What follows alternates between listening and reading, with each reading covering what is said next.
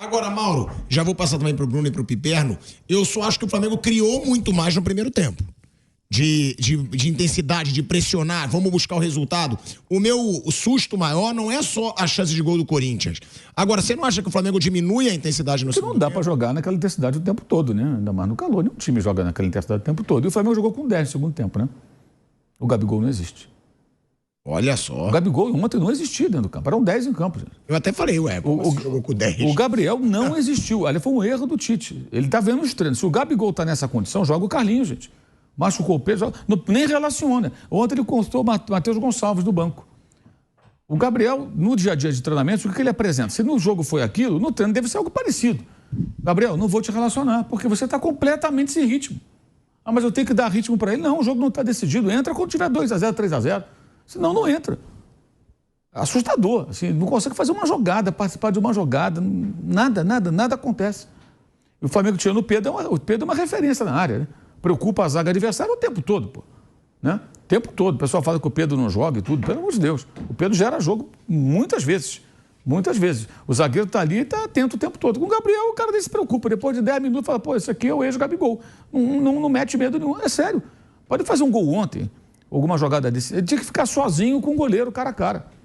Alguém coloca, faz, Gabriel. E talvez ele fizesse o gol. Ele não conseguiu fazer nada.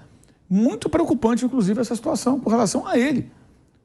Ele, assim, tá sem ritmo de jogo, mas não tá voltando de lesão, né? Não é contusão. Ele tá voltando de uma paralisação. Tava sem treinar, né? Tava treinando lá, mas já voltou a treinar há mais de uma semana. E, cara, é assustador. Ele não pega na bola, ele não participa de uma jogada. Na prática, é como se estivesse com 10. Ele não existia no jogo. Fosse um café com leite. Sabe café com leite? Sabe quando você vai jogar bola? É o que gosto dessa expressão. É mais ou menos. Você vai jogar bola com criança, quando vai jogar bola, os moleques de 10 anos, 12 anos, aí tem um de 5. Pequenininho, né? Aí bota o de 5. Ele é café com leite. Não pode fazer falta nele, ele fica ali na banheira para fazer o gol. Sabe, joguinho de criança. O fulaninho ali é café com leite, ele é muito pequenininho. Os maiores ficam ali jogando, mas ninguém chega junto nele, né? Ele é café... O Gabigol parecia um café com leite ontem, gente. É assustador, ele precisa pensar nisso. E o Tite acho que errou, não tinha que ter colocado. Porque se ele está treinando isso aí, por que ele jogou? E a reação ontem dos torcedores na rede social foi muito clara contra isso também. Vi muita gente espantada com isso. Eu falando, cara, o que está acontecendo? Repito, ele não estava machucado. Você fala, o Gerson fez um grande jogo ontem. Eu acho que, em parte, as atuações do Gerson tem que relativizar. O cara fez uma cirurgia renal. E parou de treinar e de jogar durante cerca de 2 meses e operou o rim.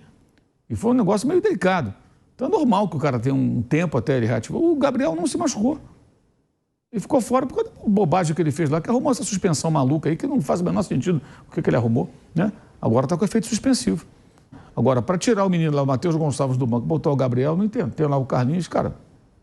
Mas o Carlinhos também, quando entrou, não fez nada, né, mano? Entrou como também, né? Entrou no jogo contra o Palmeiras, uma situação que ninguém queria jogo, aquele jogo. Ninguém quis jogo, nem o Palmeiras nem o Flamengo. Um jogo horroroso dos dois. Eu vim aqui para não perder, eu também. Oh, que beleza, hein? Vamos ficar aqui no 0-0, 0-0 e tal. Aquele jogo foi um desrespeito, inclusive, ao público, né? Porque zero interesse dos dois times em jogar futebol, em buscar a vitória. Jogando. Se circunstancialmente sair um gol, a gente ganha o jogo. Mas não houve nenhum desejo para Não, porque pelo meu ponto de vista, quero saber o seu. Agora, Bolívar, eu botaria o Gabigol. Né? Porque o Gabigol... Para jogar aquilo ali que jogou ontem? Mas então, é isso que eu quero te perguntar. Você botaria o Carlinhos de titular? Eu não tô vendo os treinamentos. Agora, eu imagino... O Gabigol por saber que ele é um cara que gosta de jogo grande. Na final da Copa do Brasil, esse argumento, com todo respeito, que eu considero o fim da picada, foi o argumento que convenceu o São Paulo, burramente, a colocar Gabigol e Pedro no primeiro tempo do jogo contra o São Paulo. Ali o Flamengo perdeu o título. No primeiro tempo, foi quando saiu o gol do São Paulo, o Flamengo não jogou nada. E foi ali. Botar o Gabigol e o Pedro. O Gabigol se arrastando, saiu ainda fazendo gestos pra torcida. A torcida reclamou da atuação dele. Mandando beijo pro Dorival. Vou mandar beijo pro Dorival. Não tá escrito, não, né? Acho que o Na Libertadores não tá. Ele não tá escrito, é verdade. Não pode, bem lembrado, não tá. Mas você botaria o Carlinhos, se você fosse treinador? Se estiver treinando bem, sim. Porque agora já tá lá há mais tempo, tá treinando com os caras, né? Já tá convivendo. Ali o jogo do Palmeiras já acabou de chegar, entrou, ninguém quis jogo.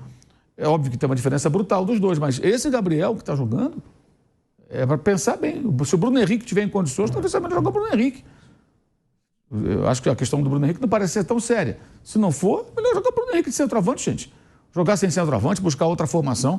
O Gabriel Arrascaeta e Lohan por dentro. Por dentro, os dois, pode ser também, porque o Gabriel não jogou. Não jogou, cara. Não pega na bola.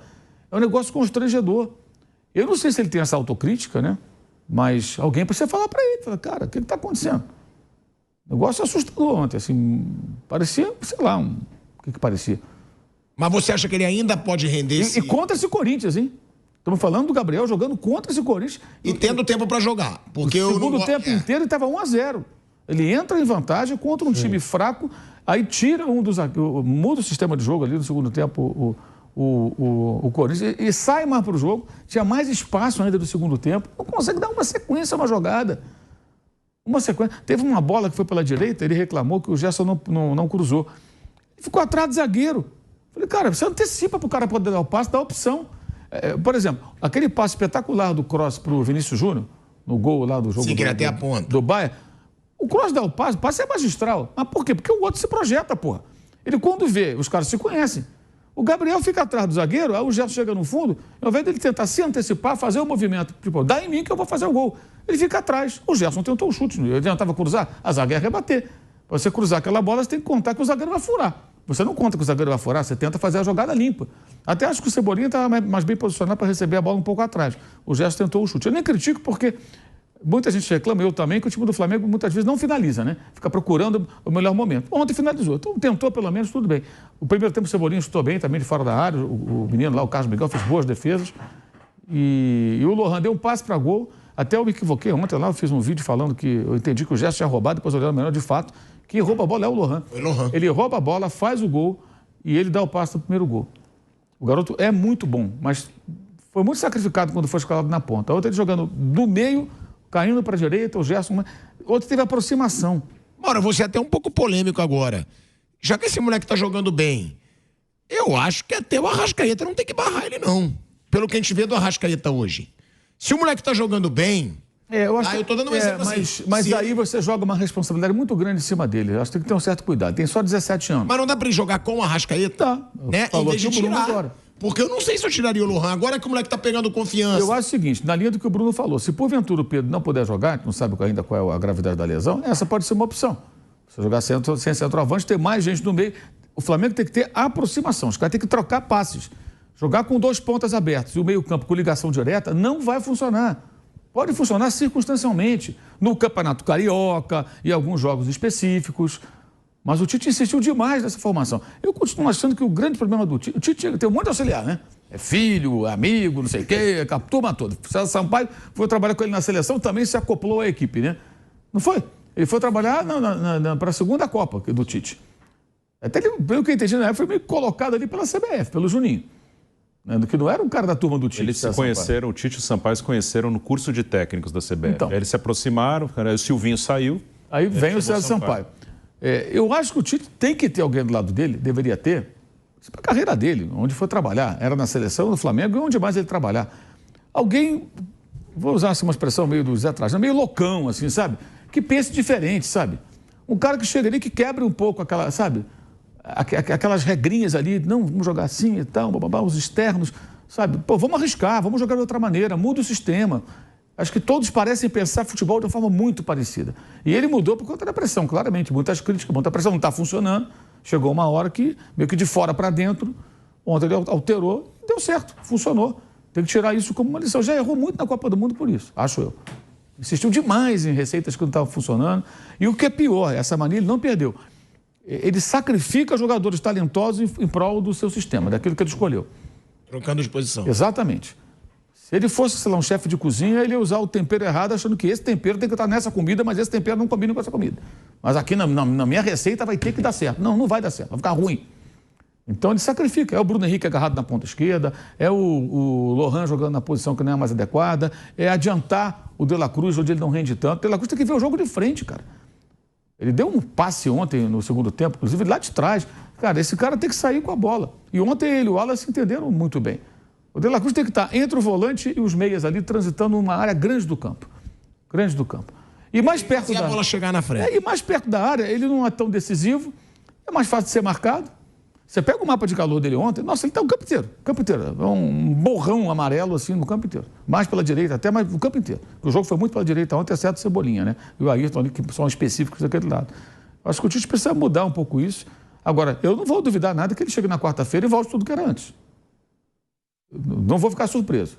Você acha que é o que vai acontecer? Eu não acho que vai acontecer, mas eu não vou me espantar. Se tratando do Tite de comissão técnica, eu não duvido de nada. Que ele volte ao que era antes, apesar de ter dado certo ontem. Não duvido. Analisar o adversário, alguma conclusão que chega. A lógica é tentar manter o que funcionou. Que parece ser... Assim, esse elenco, ele funciona melhor assim. Até muita gente desmerece. Acho que, para mim, é um desmerecimento falar assim, o Dorival fez o feijão com arroz. Porque a expressão feijão com arroz, ela tem um tom pejorativo, né? Feijão com arroz é ótimo, mas a pessoa que ele quer... o simples, não mexeu muito, vai. Eu não acho que o Dorival fez o simples. Ele encontrou a maneira de jogar do time. Que passava pelo quê? Basicamente, quando deu certo, aqueles poucos meses que funcionou e que foram decisivos. Jogadores com mais aproximação. O meio-campo era um losango, um primeiro homem, né, que era o Thiago Maia, o Ribeiro pela direita, o João Gomes mais pela esquerda, fazendo coberturas, interceptações, aquele trabalho que ele faz, e o Arrascaeta mais à frente, com os dois atacantes, Pedro e Gabriel. Ele encontrou isso no jogo contra o Santos. Essa formação foi, durante o jogo ele fez mudança, deu certo, e falou, opa, funcionou aqui. E deu certo, e assim seguiu. E deu certo nos 2 campeonatos que conseguiu levantar. Eu não acho que seja um feijão com arroz. Acho que achou uma fórmula ali. O Tite ontem pode ter encontrado uma fórmula. Então, que insista, porque jogar com os 2 pontos até já funcionou no estadual. Inclusive nos clássicos, contra o Fluminense especialmente. Mas não está dando certo. Para alguns jogos específicos pode funcionar. Por exemplo, o jogo lá do Palestino era um jogo para mais ligação direta, assim, bola longa, porque o gramado era ruim. E nem assim deu certo. E ontem acho que a coisa funcionou melhor, mas do jeito que são meio teimosos, eu não duvido nada que mude tudo na quarta-feira. Acredito que não. Porque é um jogo para ele ganhar paz de vez. Mas eu não vou ficar assim, eu não me surpreenderia, isso quero dizer. Se olhar para o campo, é o Tite. Porque na Copa do Mundo foi assim, gente. Na Copa do Mundo foi assim. Você acha que ele deveria repetir a forma de jogar desse jogo contra o Corinthians? Que foi o que deu certo nos últimos jogos? Ele não sabe se vai ter o Pedro, né? Provavelmente não, né? Se ele não tiver o Pedro, ele tem que pensar bem no que ele vai fazer. Talvez ele tenha que fazer essa mexida. Ou colocar o Gabriel sem condição. Vai ser pressionado por uma parte da torcida a colocar mesmo assim. Ou ter a opção do Bruno Henrique jogando ali. Ou, como disse o Bruno, que pode ser uma boa solução, ter o Lohan e o Arrascaeta, encher mais o meio campo e ter esses 2 caras com chegada na área. Você não vai ter uma referência, mas pode ter gente chegando. O Arrascaeta, como o Jorge Jesus, já fez esse papel algumas vezes, entrando como centroavante em alguns momentos. Não é jogar ali dentro da área, no meio dos zagueiros, é entrando como centroavante. Esse é um time que, de repente, não vai ter tanta referência na área para ficar cruzando bola, mas que pode chegar trocando passe, tabelando, envolvendo o adversário. Enfim, porque vai enfrentar um adversário certamente mais perigoso que o Corinthians. Pelo menos a minha expectativa é essa. O Bolívar é melhor que o Corinthians hoje, sem altitude. Mas o Flamengo, na sua situação normal, no Maracanã contra o Bolívar, seria muito favorito, né, Mauro? Não, favorito mas... Não, mas que hoje nem é tanto assim, ele é favorito. Mas não adianta falar em favoritismo de um time que não tem consistência e que vem de atuações ruins. Ontem foi uma atuação boa, mas as outras anteriores foram ruins. Então, esse time pode voltar a jogar mal a qualquer momento. Para você ser um favorito, tem que ter consistência. Vários jogos bons, o time sempre joga bem e tal. Eventualmente cai um pouquinho, mas é um time consistente. Não é o caso. Agora, jogando essa questão do Gabigol também pro Bruno e pro Piperno, o que esperar do Gabigol nessa temporada? Porque essa é a pergunta. Né? Porque é o que o Mauro diz, ele já está tendo chance há algum tempo, não está aproveitando. Aí já tem a situação da renovação do contrato. É uma pressão para a diretoria, claro que é uma pressão. Por mais que ele não jogue nada, não esteja jogando nada, é uma pressão para a diretoria. É um grande ídolo da torcida, contanto que sempre quando ele vai entrar, a torcida fica fervorosa no Maracanã, não vem rendendo. O que esperar do Gabigol nessa temporada? Porque se for para ter uma chance mesmo, é agora.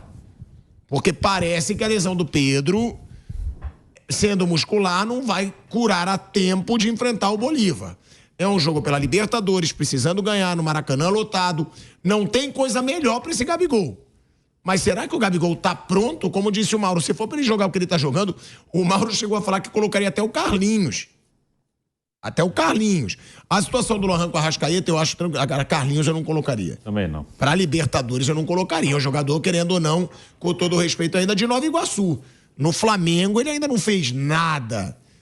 Agora, tem a chance do Lohan. E a torcida não vai criticar se ele não tirar o Lohan. Porque o Lohan tá cheio de moral. E já a gente vai falar do Lohan. A situação do Gabigol é difícil porque é um ídolo e é um cara que tá mal já faz tempo.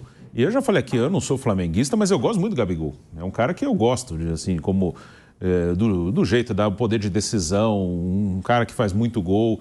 Eu gosto muito dele, mas Tá muito difícil. Eu faria de tudo para recuperá-lo. Tá difícil defender o Gabigol. Tá muito difícil. Então, eu faria tudo para tentar recuperar, tentar entender o que acontece. Claro, ele vai dizer, ele não estava jogando, mas ano passado já foi um ano ruim. Esse ano ele não vinha bem, quando teve a suspensão, ele não era titular do time. E depois desse período que ele treinou fisicamente, né, fora do clube, mas treinou, ele está muito mal, assim. Não é nem questão de, ele está perdendo o gol. Não, ele não está participando do jogo. É isso que, se o cara está participando, está tentando, mas está errando, aí está meio sem confiança, a bola não está entrando, aí o cara fica mais nervoso, começa a tomar decisão errada, acontece. Isso aí, ok, mas o que preocupa é que ele não está conseguindo participar do jogo. Realmente, ontem parecia um a menos no segundo tempo, e isso é bem preocupante. Não parece que é uma coisa que vai melhorar a curto prazo. Então, eu não escalaria na quarta, né? O Tite tem uma maneira ali de gerir elenco que talvez ele tenha alguma dificuldade para não escalá-lo, mas tem que tomar decisão difícil em algum momento.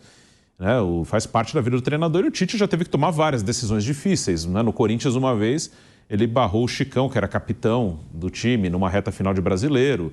E ele tinha os motivos dele, acabou campeão com uma dupla aí, que era Paulo André e Castan. Na seleção já teve jogador que ele deixou de chamar. Então, ele sabe que ele tem que tomar decisões difíceis, já tomou na carreira dele. Então, na quarta, o Gabigol até agora não mostrou. E ontem foi o jogo que ele mais jogou em tempo, né, em quantidade, em minutos, desde que ele voltou. Ele teve um tempo inteiro e foi muito mal. Então, eu também, mesmo se o Carlinhos estivesse disponível, eu também não usaria o Carlinhos. Ele nem está disponível para esse jogo, mas também acho que é um cara que ainda para mim não é claro que ele tenha condição ali de ocupar essa posição no Flamengo. Então, eu teria duas alternativas. Ou o Bruno Henrique, se tiver condição, Bruno Henrique jogando ali por dentro, como um centroavante, claro, não vai ficar como um pivôzão ali, mas movimentando, mas mais centralizado, ou os dois meias por dentro, o Arrascaeta e o Lohan por dentro, mantendo o resto, o Gerson vindo da direita para o meio, do outro lado o Cebolinha, mas o Gabigol, pelo que ele mostrou até agora, desde que voltou, hoje eu não vejo em condição de iniciar um jogo importante. Piperno. Eu acho... Então, calma aí, você não colocaria então o Gabigol? Não. Você botaria o Lohan? O Lohan com o Arrascaeta junto ou o Bruno Henrique. Aí depende. Eu ficaria entre essas duas alternativas. Se o Bruno Henrique puder jogar, né? Sim. Que ainda não está confirmado.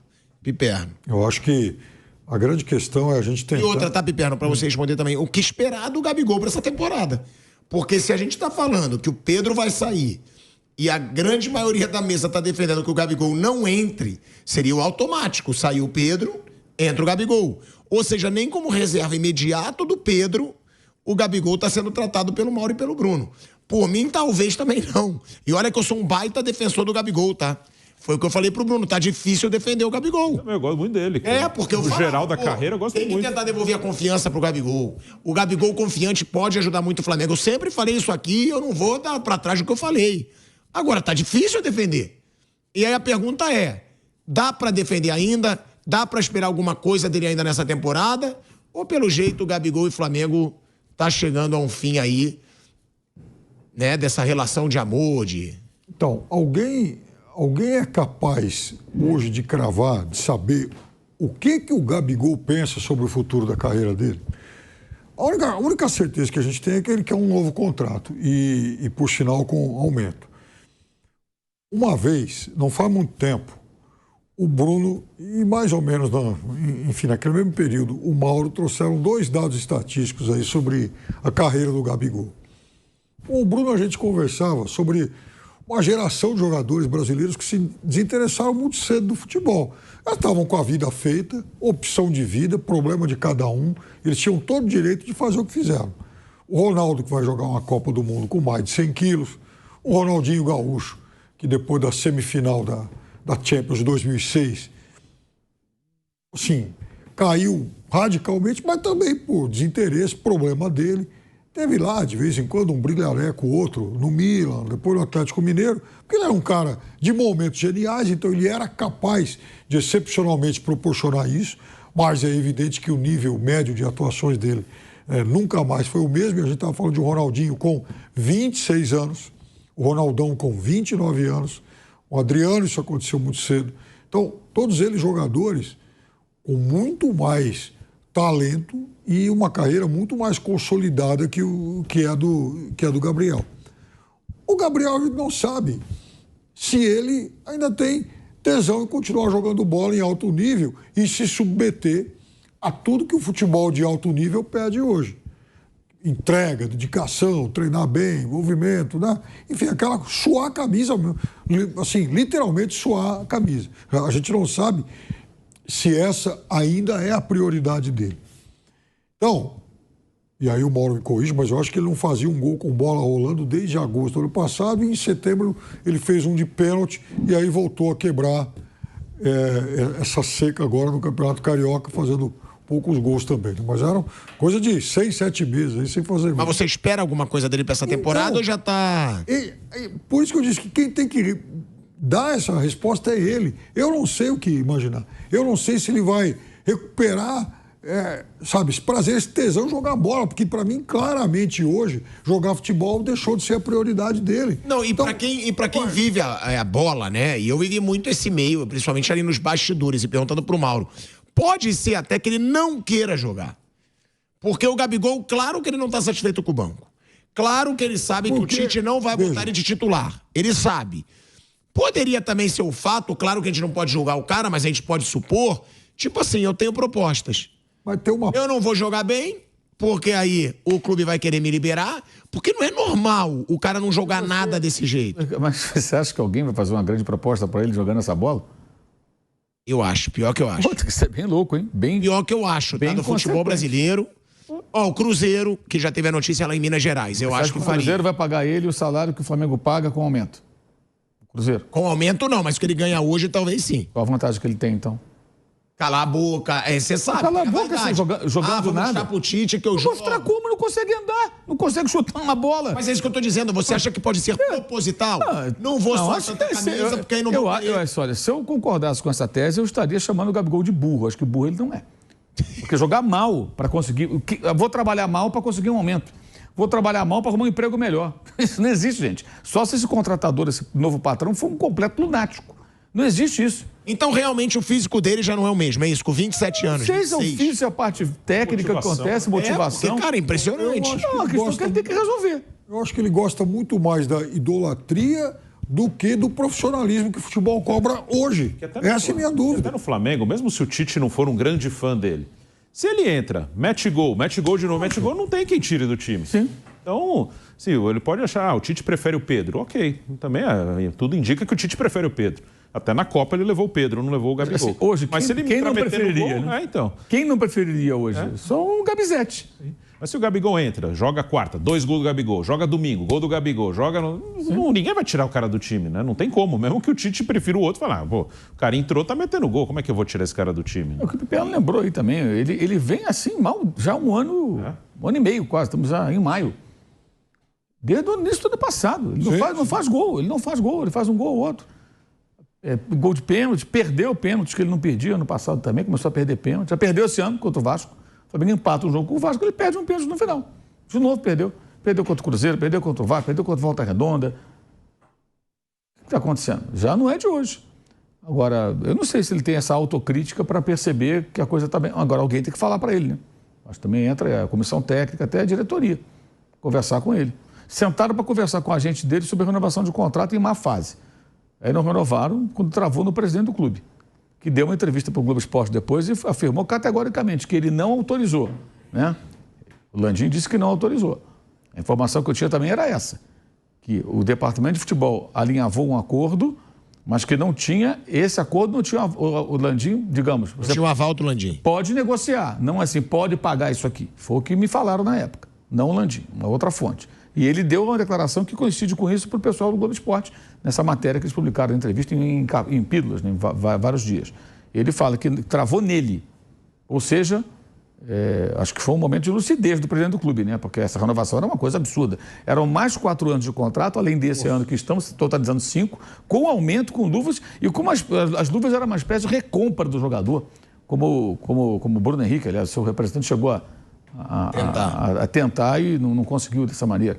Então, uma maluquice, uma inconsequência. Porque funciona assim, está jogando bem, né? Se ele está jogando bem, cara, quanto ele quer ganhar? X. Podemos pagar? Paga. Esse cara não pode ir embora. Ele é muito ídolo e continua decisivo. Agora o cara não joga mais. Não joga mais. Você vê o caso do caso, não sei se vai chegar nesse ponto, espero que não, mas o Luan, a carreira do Luan acabou de repente. Já não está mais no Vitória. Quando o Corinthians contratou o Luan, foi mais um dos negócios malucos do Corinthians. Porque era para contratar por empréstimo, por um ano, com um compromisso de compra, se porventura ele tivesse um bom desempenho. Mas não contrataram direto o jogador. O Grêmio teve a chance de vender para o Spartak lá atrás, mas não chegou na proposta que o Grêmio queria, certamente se arrependeu por ter vendido naquela época, não vendeu. Aí naquela altura o Grêmio queria se livrar, fazer algum dinheiro e aliviar a folha de pagamento. Um jogador caro naquele momento. Aí o Corinthians foi lá e contratou. Quer dizer, contratar o Gabriel hoje é um tiro no escuro. Você vai apostar na possibilidade dele voltar a jogar bem. Mas quem garante? Porque uma fase ruim de 2 meses, 3 meses, acontece. Estamos falando de uma fase ruim de mais de um ano, gente. Quase 1 ano e meio. Ele não joga bem desde 2000. Ele não joga bem desde que ele entrou em férias de 42 dias com seus colegas. Sério, 2022, que ele jogou bem. Aí teve essas férias extraoficiais, aqueles últimos jogos ridículos do Flamengo, né? Alguns não estavam em treinar, teve folga, né? Uma bagunça total. Uma grande zona, né? Ganharam a Libertadores da Copa do Brasil, mas isso não significa que seja exemplar. É uma bagunça. Uma bagunça, cara. Você ganhou a competição, você volta, treina, joga, termina a temporada, aí sai de férias. Forma rosa e sai. Que diabo de folga é essa? Ganhei a Libertadores, vou ter folga? Porcaria nenhuma. Vai jogar e vai treinar, cara. Que negócio é esse? Tem jogos valendo ainda. Aí depois teve 42 dias de férias. Nunca mais voltou. Nunca mais voltou. E a discussão, muitas vezes, se ele deve jogar ou não, era muito em função de uma paixão avassaladora que parte da torcida tem por ele. Porque é uma torcida que vive no passado. Já é passado. 2024, final de 22, é passado. O presente é muito ruim. E esse tipo de análise tem que ser... Assim, pede-se profissionalismo e querem decisões passionais. Não combina. Profissionalismo é isso aí, cara. Você está bem, está mal e vamos lá, vamos em frente. Mas eu acho que assim, era um problema para o Flamengo e está virando um problema para ele.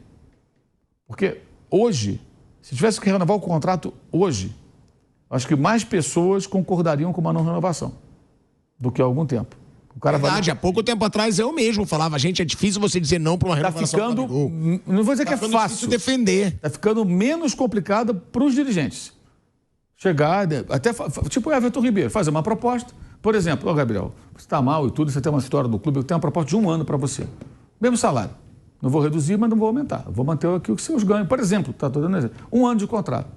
Aí, se você for bem, a gente rediscute no meio do ano e de repente faz um mais longo. É o que eu faria, né? 1 ano. Exato. 1 ano de contrato. Acho que é o que dá para fazer. 1 ano. E na época do Everton Ribeiro, muita gente reclamou, mas o Everton não quis, o contrato era bom. Ele, pela idade dele, o Bahia ofereceu o que interessou mais a ele, ele seguiu. Ok, problema nenhum. Eu acho que vale para o Gabriel a mesma coisa.